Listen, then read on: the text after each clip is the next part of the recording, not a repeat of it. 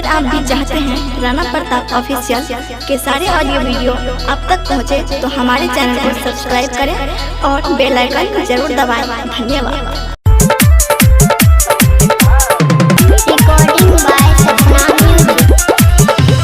सुन सुन सुन रे नितिशवा भिखारी, पप्पू भैया छै बहुते उपकारी,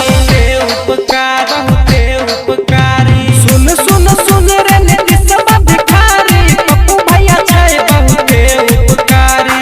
झूठो के नीतीश रे ओकरा फसैले, केस करी के तोय जेल में भेजैले। पता चली जैतो अब की तोरा अपन पप्पू यादव जिंदाबाद, जिंदाबाद जिंदाबाद। बिहार के जनता जिंदाबाद, जिंदाबाद जिंदाबाद। गरीब मजदूर जिंदाबाद, जिंदाबाद जिंदाबाद। पप्पू यादव जिंदाबाद, ई बिहार जिंदाबाद। नीतीश कुमार मुर्दाबाद, सरकार मुर्दाबाद। यादव से पंगा ले ले, अब तोय होय जइबे बर्बाद। पप्पू यादव जिंदाबाद, ई बिहार जिंदाबाद। नीतीश कुमार मुर्दाबाद, सरकार मुर्दाबाद। पप्पू यादव जिंदाबाद, जिंदाबाद जिंदाबाद। बिहार के जनता जिंदाबाद, जिंदाबाद जिंदाबाद। गरीब मजदूर जिंदाबाद।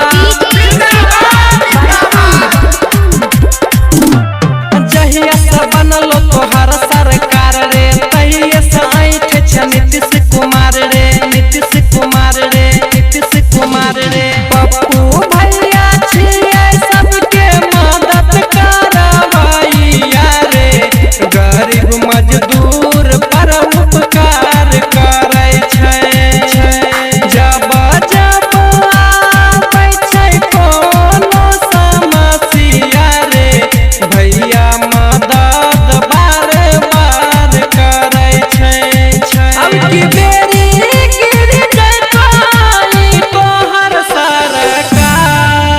पप्पू यादव जिंदाबाद, जिंदाबाद जिंदाबाद। बिहार के जनता जिंदाबाद, जिंदाबाद जिंदाबाद। पप्पू यादव जिंदाबाद, ई बिहार जिंदाबाद। नीतीश कुमार मुर्दाबाद, सरकार मुर्दाबाद।